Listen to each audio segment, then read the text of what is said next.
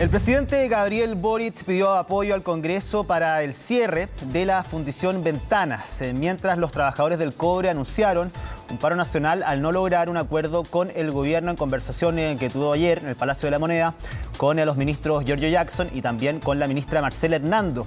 Para ahondar en este tema, tomamos contacto con el senador de Revolución Democrática, el senador también por la región de Valparaíso, Juan Ignacio Latorre. ¿Cómo está, senador? Muy buenos días. Gracias por conversar con CNN Chile. Hola Ivo, buenos días. Gracias a ustedes por el contacto. Senador, a grandes rasgos, ¿cómo toma usted esta medida, esta decisión adoptada por Codelco, también apoyada por el Ejecutivo del cierre de las fundiciones Ventanas en Quintero? Sí, yo apoyo y respaldo esta medida. Creo que es una medida valiente, difícil, no es para nada fácil, como han dicho algunos sectores de la oposición. Creo que ya era un tema que se venía discutiendo hace tiempo en Codelco y ahora con un nuevo directorio, más bien un nuevo presidente del directorio, y frente a las masivas intoxicaciones que hemos visto recientemente en las últimas semanas, donde, ahí hay que decirlo, y creo que este dato es importante para la gente que nos está escuchando, el 62% de las emisiones de dióxido de azufre las aporta Codelco Ventana, la fundición. Y ese dato es muy contundente y esa claramente la afectación a la salud, particularmente de niños, niñas, adolescentes, de grupos más vulnerables, adultos mayores, mujeres embarazadas o problemas, gente que tenga problemas médicos de base, de salud, es muy brutal. Por tanto, las inversiones que ya se han hecho, que ya se ha invertido dinero en tratar de reducir esas emisiones, en tratar de contener esas emisiones, ya no ha sido suficiente y hay excedencias, digamos, por sobre la norma. Se dice que las últimas han sido de 4 veces por sobre la norma y eso es lo que genera finalmente uno de los elementos importantes. Hay más contaminantes, está el arsénico, hay distintos materiales particulados, pero ese es uno de los más potentes y por tanto, frente a la disyuntiva entre seguir metiéndole plata, inversiones que no van a lograr captar hasta el 99% de los gases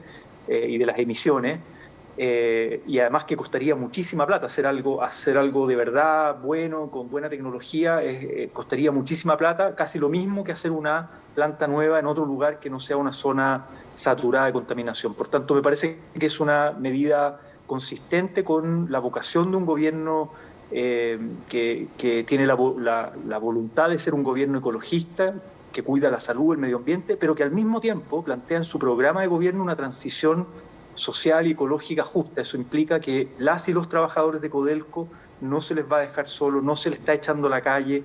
Hay una mesa de trabajo que la compañía abre, digamos, al diálogo con las y los trabajadores y los sindicatos para poder reubicar a los 350 trabajadores de planta, por un lado. Y por otro lado, claro, tenemos la situación de los subcontratados o personas que trabajan en otras empresas que prestan servicios, que son proveedores de la fundición y que efectivamente ahí hay que hacer otro tipo de planes de reconversión laboral y ahí tendrá que involucrarse obviamente el gobierno con sus carteras de economía, de trabajo, para ver otras alternativas. Y además un proceso gradual, no es que esta decisión que se tomó estos días se implementa inmediatamente, sino que incluso tiene que presentarse un proyecto de ley para hacer una modificación legal, pasar por el Parlamento, pero además hay plazos de un año, año y medio aproximadamente para poder efectivamente paralizar las operaciones y poder hacer la reubicación. Entonces no es algo inmediato y yo entiendo la frustración de los trabajadores, entiendo su legítimo derecho a la protesta frente a una decisión que no les gusta, pero el llamado del gobierno es al diálogo, a sentarse a la mesa, a negociar esto y a poder llevar un buen proceso de transición justa. Sí, senador, usted lo decía, esto va a tener que pasar, hay una arista importante que es la que tiene que pasar por el Congreso para la modificación de la ley 19.993. Dado ya que se anunció por parte de los trabajadores luego de la reunión del día de ayer que no logró frutos, anunciado este paro nacional, ¿de qué forma se avanza en el Congreso con la modificación de esta ley, teniendo en cuenta también esta paralización por parte de los trabajadores? ¿Van a ser parte también los trabajadores dentro de las conversaciones que existan en el Congreso? Eso por un lado. Y dos, saber, ¿usted cree que existe un consenso amplio para la modificación de esta ley?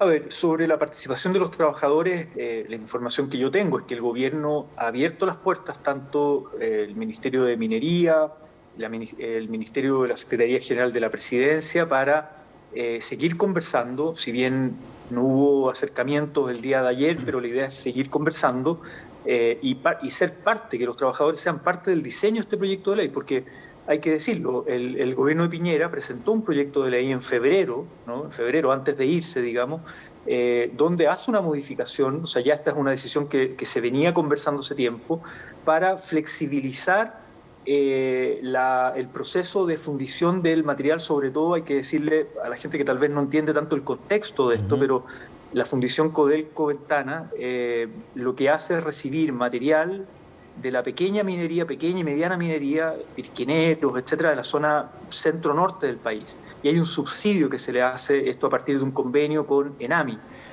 Pero la ley es muy rígida porque dice todo ese material se tiene que fundir solo en ventanas, ¿no? Y por tanto lo que el gobierno de Piñera ya hizo es abrir más posibilidades, pero hay algunas posibilidades ahí que generan desconfianza, que tiene que ver con, por ejemplo, incorporar a fundiciones en el extranjero, lo cual algunos plantean que es una medida como camuflada de privatización de operaciones, etcétera.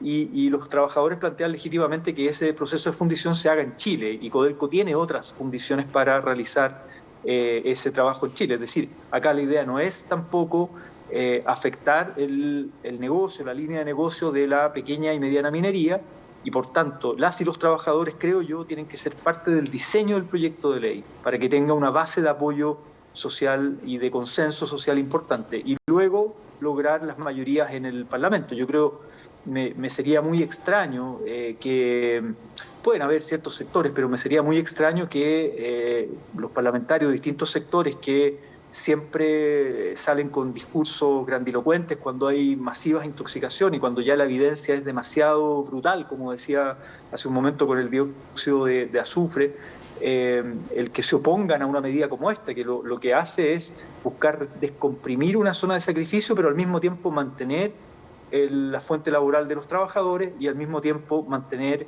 la línea de trabajo y de negocio con la pequeña minería. Entonces yo espero que luego de estas amenazas de paro nacional, espero que prime el diálogo. Yo creo que no le haría bien al país, no le haría bien a la empresa un paro nacional en este momento, tampoco de la economía, y por lo demás es algo muy acotado. Yo entiendo la solidaridad de los trabajadores no tienen la culpa de esto, que hay una responsabilidad del Estado de cómo ha dañado y ha vulnerado los derechos humanos en términos de vivir en un medio ambiente sano, equilibrado y libre de contaminación, el derecho a la salud de niñas, niños y adolescentes. Hay un fallo histórico de la Corte Suprema que todavía no se ha implementado a cabalidad. Por tanto, acá el Estado tiene una responsabilidad, no son los trabajadores los culpables.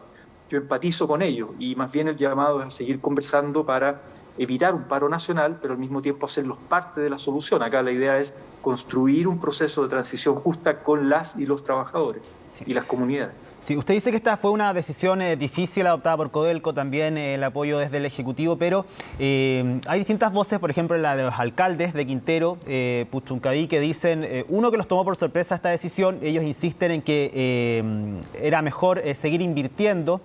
También desde la Sonami dicen que se bota a la basura todas las inversiones que se han hecho en el pasado por ir mejorando la situación en Quintero y en Puchuncaví. Y también desde los mismos trabajadores, que insisten que tenían incluso algunos acuerdos, algunas conversaciones para dineros comprometidos para invertir finalmente en mejorar esta situación. Es por eso que dentro de este debate, ¿cuánto va a pesar, por supuesto, estas voces que insisten en que la inversión en este lugar era la solución y no el cierre finalmente de la Fundición Ventana? Sí, yo la información que manejo es que se puso sobre la balanza la inversión que habría que hacer, porque hay inversión que se ha hecho no menor hasta ahora, pero logra captar un porcentaje de la emisión de los gases. Pero así todo, hay periodos en que hay una excedencia de la norma permitida, que ya la norma permitida en Chile es más laxa que la que recomienda la Organización Mundial de la Salud. Eso también es importante actualizar. Hay una última norma del 2021 que Chile tiene que actualizar, en mi opinión, sobre todo si queremos ser un un gobierno con voluntad ecologista, y eso implica subir estándares, es decir, la norma chilena es mucho más permisiva, permite contaminar más, y eso, aún así, cuando se excede esa norma chilena en 2 veces o en 4 veces, bueno, genera intoxicaciones masivas en niños, niñas y adolescentes, y eso viene ocurriendo sistemáticamente. Desde el 2011, desde el caso de la Greda, han habido múltiples episodios que ya están contabilizados, y los últimos son los más recientes, digamos, los más dramáticos, pero en el fondo esta decisión, en mi opinión, se debió haber tomado hace mucho tiempo, haber preparado esta decisión hace mucho tiempo, pero no hubo voluntad política. Yo sé que hubo todo un debate al interior de Codelco, al interior del mundo político. Esto le tocó al gobierno Piñera 1, después vino Bachelet 2, después Piñera 2 nuevamente, le tocaron las masivas intoxicaciones del 2018, y no se tomó ninguna decisión drástica en ese sentido. El gobierno del presidente Boric lleva 100 días, acaba de cumplir 100 días de gobierno, y ya se toma una decisión, pero con una hoja de ruta y con una propuesta de diálogo. Por tanto, yo entiendo a quienes dicen, mira, era mejor seguir invirtiendo, que es lo que se ha hecho antes.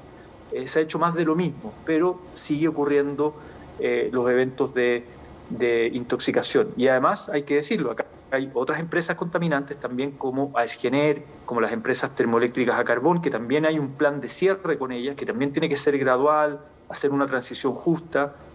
Hay una ambición climática que dice que al 2030 podríamos cerrar todas las termoeléctricas a carbón en Chile, de todas las zonas de sacrificio, con lo cual se descomprimen las zonas de sacrificio, pero eso implica una transición energética de reemplazar esa energía por energía renovable, y también hacer una transición con los trabajadores y las comunidades. Obviamente eso excede el gobierno del presidente Boric. El presidente Boric podrá avanzar una parte, pero le tocará a un siguiente gobierno avanzar y terminar con las termoeléctricas a carbón. También está ENAP, que aporta otro tanto en la contaminación. Acá hay distintos componentes de contaminación, y lo que es muy peligroso, Chile no tiene norma de arsénico. El año 94, si no me equivoco, en pleno gobierno de Frei Ruiz-Tagle, 94, 96, si no me equivoco bien en la fecha, el Ministerio de Salud saca una norma de arsénico y dura 6 meses, la deroga el mismo gobierno, seguramente por presión de Codelco de ese momento, y hasta el día de hoy no tenemos norma de arsénico. Lo que está haciendo el Ministerio, comprometió el Ministerio de Medio Ambiente, es trabajar rápido en una norma de arsénico actualizada. Y lo otro es que las normas de emisiones de termoeléctrica, de fundiciones, las normas en general de contaminación, Chile las debería actualizar cada 5 años, que es una buena práctica recomendada por la OCDE. Y la verdad es que tenemos normas del 2003 que no se han actualizado. Entonces, acá hay empresas que ni siquiera tienen resolución de calificación ambiental, porque son anteriores a la entrada en vigencia del sistema de evaluación ambiental en Chile. Por tanto, hay operaciones centrales en empresas antiguas que el Estado no tiene la manera como fiscalizarlas. Sí, operaciones más nuevas, digamos, menos o secundarias, por decirlo así. Entonces, tenemos muchos problemas, la verdad, en las zonas de sacrificio, y particularmente en el cordón de Quintero, Puchuncaví, Concón, que son zonas latentes y saturadas respectivamente, y eso implica que hay un cordón de cerca de 16, 17 empresas con distintos niveles de contaminación, que sin duda alguna hay que elevar estándares en monitoreo, fiscalización. Eso implica reforzar a la Superintendencia de Medio Ambiente, a la Seremía de Medio Ambiente local, porque muchas veces estas empresas contaminan, a veces pagan multas, si es que les cobran una multa, y siguen funcionando como si nada y siguen contaminando, pero el daño, el pasivo ambiental y el daño a la salud lo siguen acumulando las comunidades que viven ahí hace mucho tiempo. Por eso se llaman zonas de sacrificio, porque la comunidad se sacrifica, comillas, por el progreso de estas grandes empresas que son multimillonarias, algunas públicas, otras privadas, pero el pasivo ambiental queda ahí y el daño a la salud queda ahí en la comunidad. Senador, lo quiero llevar a otro tema, aprovechando que estamos en esta entrevista. Hoy se cumplen 100 días de la llegada del presidente Gabriel Boric al Palacio de la Moneda, del arribo también de los ministros, de la instalación del gobierno del presidente Gabriel Boric. ¿Cuál es su diagnóstico acerca de estos 100 días? 100 días que, por supuesto, tomando los hechos que han sucedido, no ha sido fácil, fue un aterrizaje difícil, sin luna de miel, se ha dicho, donde ha tenido que cambiar la agenda probablemente del Ejecutivo que tenía presupuestada para los primeros 100 días y volcarla de lleno a lo que es el tema de la seguridad. ¿Cómo evalúa usted estos primeros 100 días del presidente Gabriel Boric? A ver, sin duda alguna han sido 100 días intensos, donde creo que ha habido mucha contingencia, ha habido muchos problemas heredados y con esto no nos estamos lamentando. Sabíamos que nos toca gobernar en un contexto complejo, la crisis migratoria en el norte, la crisis del Gualmapu, la creciente violencia en las zonas urbanas, narcotráfico, crimen organizado. Eso se venía acumulando y venía creciendo y nos ha tocado enfrentar esas crisis, digamos, ¿no? Heredadas, múltiples crisis heredadas, aparte de la crisis climática, ecológica, aparte un contexto económico complejo también por una guerra donde se acrecienta el problema de la inflación, etcétera. Entonces, obviamente estamos en momentos complejos para gobernar. Ahora, dicho eso, no podría quedarse en el lamento, en decir, mira, nos tocó un periodo difícil, que no nos permite llevar adelante nuestro programa. Yo creo que el presidente Boric ha sabido combinar, ¿no? Esto que él mismo ha dicho, el aprender a evitar la institucionalidad, en este caso la institución de la Presidencia de la República, que conduce el Estado, donde tiene que ir cabalgando las contradicciones y donde tiene que ir gestionando el día a día, la contingencia, la agenda que muchas veces se te impone y que tienes que abordar con tu programa de gobierno. Y en eso yo valoro cosas que se han logrado en estos primeros 100 días. Por ejemplo, el sacar el acuerdo de Escazú a propósito de la justicia ambiental y un compromiso con un gobierno ecologista, con un gran apoyo transversal en el Parlamento, cosa que no se entiende por qué no se hizo con Piñera, dado que los mismos sectores de derecha votaron a favor. Es decir, acá algo pasó con Piñera que no quiso avanzar con Escazú. Por otro lado, el acuerdo por el salario mínimo, un salario mínimo a 400.000 pesos, un aumento significativo, un acuerdo con la CUT y un acuerdo con las pymes para el subsidio para poder implementar ese salario mínimo de manera transitoria en este periodo de dificultades económicas. Por otro lado, el plan Chile Apoya, que tiene varios elementos de inversión pública, de apoyo a la familia, a los sectores más rezagados, de recuperación de empleo también. Yo creo que se ha avanzado bastante en recuperación de empleo y además con perspectiva de género, que retrocedió mucho en periodo de pandemia.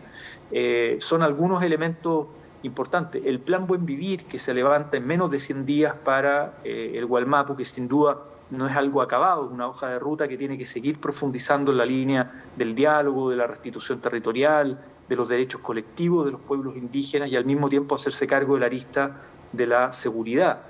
La crisis migratoria, creo que si bien está lejos de ser superada, pero hay un gobierno que está decidido a enfrentarla, a ordenar, a regularizar, y también cuando sea necesario expulsar según los protocolos y un debido proceso y lo que la ley indica a personas que cometen delitos o que entraron por vía irregular y que tienen antecedentes, etcétera, y eso, pero sin la parafernalia que hacía el gobierno de Piñera en términos de vulneración de la dignidad, los derechos de las personas. Entonces yo creo que hay varios elementos que se han logrado en estos primeros 100 días. En educación hay algunas agendas muy, muy importantes en el post-pandemia. Y lo de Codelco Ventanas también, la zona del sacrificio. Senador, ¿ha existido en estos 100 días un apoyo irrestricto por parte de la misma coalición de gobierno al presidente Gabriel Boric? Se ha visto, usted decía que hay algunos proyectos emblemáticos que ha generado consenso mayoritario en el Congreso, pero hay puntos que tienen que ver sobre todo con la agenda de seguridad, donde se ha visto a la misma coalición del presidente Gabriel Boric muchas veces votando diferente, con abstenciones, rechazando ciertas ideas. No ha sido fácil ese proceso. ¿Cree usted que ha faltado apoyo quizás en estos primeros 100 días por parte de la misma coalición de gobierno al presidente? En temas sensibles. Analizo, yo diría, algunas decisiones difíciles que ha tocado tomar, donde sabemos hay dos coaliciones que venían de tradiciones distintas, enfrentadas electoralmente y que hoy día nos toca apoyar al presidente Boric. Y en estas dos coaliciones a veces han habido contradicciones sobre decisiones difíciles, como usted dice. Por ejemplo, recuerdo toda la discusión sobre el famoso quinto retiro, esto en el primer mes de gobierno, las primeras semanas ya teníamos el quinto retiro encima, y yo diría que ahí la coalición de Apruebo Dignidad estuvo mucho más cuadrada con el gobierno, con el presidente Boric, el ministro Marcel, que que pidieron en el fondo poder frenar ese quinto retiro por los impactos inflacionarios que iba a tener, como una mala política pública y además porque se está trabajando genuinamente en una reforma sustantiva al sistema de pensiones, entonces esto iba en contra de... Y la verdad es que ahí tuvimos más desorden, diría yo, en el sector del llamado socialismo democrático, donde habían sectores tanto de la Cámara como del Senado que decían no me importa lo que diga el gobierno y vamos a apoyar igual el quinto retiro de la Pamela Giles y bueno, ahí hubo una discusión compleja. Finalmente el gobierno logra sortear y sacar los votos adelante. O sea, ha sido complejo conseguir mayorías, sabiendo que no tenemos mayorías por sí mismas y eso, la construcción de mayorías no ha sido fácil. Y después en temas de seguridad, en los estados de excepción, yo diría el gobierno finalmente ha sacado su agenda con votos transversales y es verdad que en nuestra coalición ha habido algunos votos de abstención, pero que no impiden, digamos, el resultado final. Es decir, la mayoría de la coalición de Apruebo Dignidad termina respaldando al presidente Boric en la medida de la prórroga del estado de excepción, sabiendo que hay un plan de fondo para abordar la cuestión política en el Gualmapu, como es este plan Buen Vivir, que hay que seguir profundizando. Es decir, no es que estemos dando un cheque en blanco, sino que planteamos los puntos críticos, porque además hay que decirlo, nosotros votamos en contra de todos los estados de excepción anteriormente, entonces también no es fácil el dar vuelta, digamos, hoy día el voto, pero así todo la mayoría de la coalición respalda al presidente y si bien hay algunos votos de abstención con críticas legítimas, no ponen en riesgo el resultado final. Entonces yo creo que el gobierno ha ido avanzando en su agenda. No he visto hasta ahora una derrota legislativa del gobierno importante, digamos. Está la situación del MEPCO, del control del precio de los combustibles, etcétera. Hay una serie de proyectos que se han ido avanzando incluso con gran apoyo mayoritario, salario mínimo, como decíamos, Escazú, etcétera. Entonces, en eso es cierto, todavía nos falta afiatar más. El presidente nos invita a trabajar de manera más coordinada, ojalá transitar hacia una sola coalición. Esos son temas que estamos procesando internamente. Insisto, venimos de culturas políticas distintas y de haber competido, veníamos de veredas distintas hasta hace pocos meses atrás y hoy día nos toca estar juntos en el gobierno, en el Ejecutivo y apoyando y sosteniendo el gobierno del presidente Boric, que recién lleva 100 días. Por tanto, yo creo que este es un camino que hay que seguir construyendo, donde nuestras diferencias son legítimas y podemos poner diferencias y esas hay que procesarlas y hay que conversarlas, ojalá con altura de mira, sin pequeñeces, sin pelea chica, sin descalificaciones. No me gustó, lo quiero decir abiertamente, no me gustó las críticas que hicieron algunos senadores socialistas, colegas míos con los que yo tengo una buena relación de trabajo, con el ministro Jackson esta semana. Me parecieron muy injustas y muy de pelea pequeña, y en eso me quedo más con las declaraciones de la presidenta del Partido Socialista, la nueva presidenta Paulina Bodanovich, o la expresidenta Michelle Bachelet, que ha dicho que hay que apoyar al gobierno del presidente Boric, el programa de transformaciones, la nueva constitución, y no quedarnos en pelea pequeña, digamos, ¿no?